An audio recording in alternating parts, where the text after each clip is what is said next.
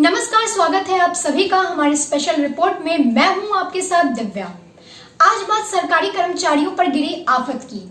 भारत सरकार ने कोविड-19 महामारी की वजह से करीब 50 लाख केंद्रीय कर्मचारियों और लगभग 61 लाख पेंशन भोगियों के महंगाई भत्ते अगले 1.5 साल तक पुरानी दरों पर ही रोक रखने का निर्णय लिया है।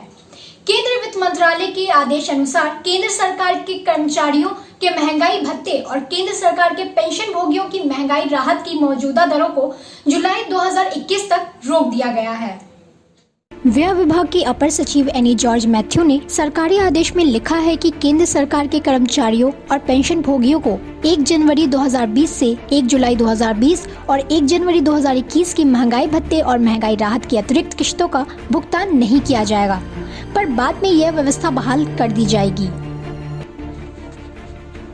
भारत सरकार के अनुसार कोविड-19 की वजह से उत्पन्न हुए संकट को देखते हुए यह निर्णय लिया गया है, लेकिन सोशल मीडिया पर कुछ लोग लिख रहे हैं कि सरकार कर्मचारियों को बाद में एरियर यानी बकाये की शक्ल में महंगाई भत्ते का भुगतान करेगी। पर व्यय विभाग ने अपने आदेश में स्पष्ट लिखा है कि 1 जनवरी 2020 से 30 जून 2021 तक की अवधि का कोई बकाया नहीं दिया जाएगा।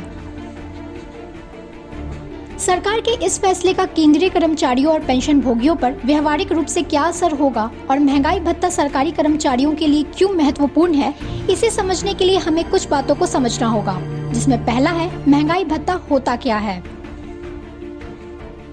महंगाई भत्ता कीमत सूचकांक से जुड़ा होता है। देश में जब महंगाई बढ़ती है तो सरकार अपने कर्मचारियों और पेंशन भोगियों को भत्ता देती है ताकि वो अपने जीवन स्तर को बनाए रख सकें। सरकार साल में 2 बार इसका आकलन करती है, जिसके बाद इसमें 3 से 6% की वृद्धि की जाती रही है। पिछले महीने ही सरकार ने महंगाई भत्ते में 4% की वृद्धि मंजूर की थी, जिसे अब रोक दिया गया है। अगर मिसाल के तौर पर देखें तो अगर किसी पेंशन भोगी को 50,000 रुपए प्रति माह पेंशन मिलती है तो 4% के हिसाब से जो 2,000 रुपए बढ़ने थे अब वो नहीं बढ़ेंगे और मोटे तौर पर इस वित्त वर्ष में उसे करीब 25,000 रुपए का नुकसान होगा। कर्मचारी हो या पेंशन भोगी, सभी लोग अपने खर्चों को देखते हुए डीए बढ़ने का इंतजार करते हैं। फौजी अफसरों का वेतन सिविल सर्विस वाले अधिकारियों की तुलना में करीब 10% कम होता है। ऐसे में डीए ना बढ़ना उन्हें निराश तो करेगा, क्योंकि एक मिड रैंक के अफसर को इस वित्त वर्ष में जो 1.5 से 2 लाख रुपए अतिरिक्त मिलते वो अब नहीं मिलेंगे।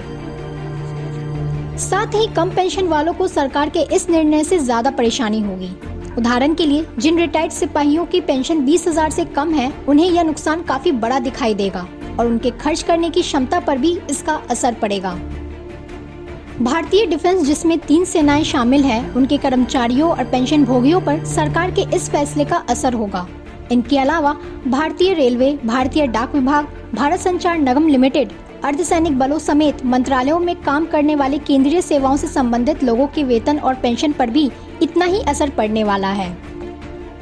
केंद्र सरकार के आदेश के बाद तमिलनाडु सरकार ने भी महंगाई भत्ते में वृद्धि पर रोक लगा दी है, जिसका असर प्रदेश के 12 लाख कर्मचारियों और 7.4 लाख पेंशन भोगियों पर होगा।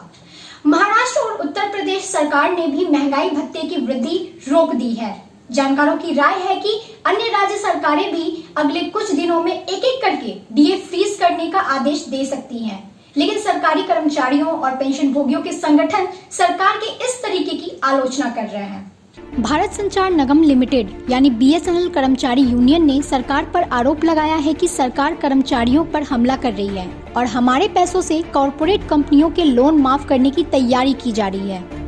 तो वहीं confederation of x paramilitary force welfare association ने भी अर्धसैनिक बलों के महंगाई भत्ते में कटौती करने के सरकार के निर्णय की आलोचना की है। उन्होंने बताया कि सरकार के इस फैसले का असर 20 लाख अर्धसैनिक परिवारों पर पड़ेगा। उनके संगठन ने पीएम मोदी को इस संबंध में चिट्ठी लिखी है। अगर कोई सुनवाई नहीं होती है तो 20 जुलाई 2020 को वो दिल्ली में प्रदर्शन करेंगे। इस मामले में सरकार का पक्ष रखते हुए भारतीय वित्त मंत्रालय के प्रमुख आर्थिक सलाहकार संजीव सान्याल ने लिखा है कि यह स्पष्ट होना चाहिए कि डीए की अतिरिक्त किश्तों को रोकने का फैसला एक अस्थायी फैसला है जो जुलाई 2021 तक के लिए है। ये असाधारण समय है और छोटे व मध्यम उद्योगों, अनौपचारिक क्षेत्र और अन्य कमजोर समूहों की मदद के लिए सरकार को पैसे की जरूरत है। वहीं कुछ वरिष्ठ पत्रकार का कहना है कि डीए फ्रीज करने के फैसले का भारतीय अर्थव्यवस्था पर नकारात्मक असर होगा।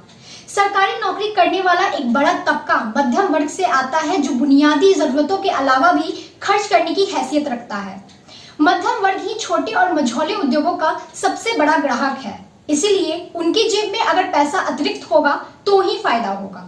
वहीं केंद्र सरकार की राह पर ही राज्य सरकारों ने भी इस फैसले पर सहमति जताई है।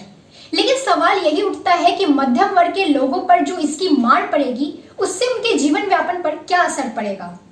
अभी के लिए बस इतना ही। आगे की जानकारियों के लिए जुड़े रहिए हमारे साथ।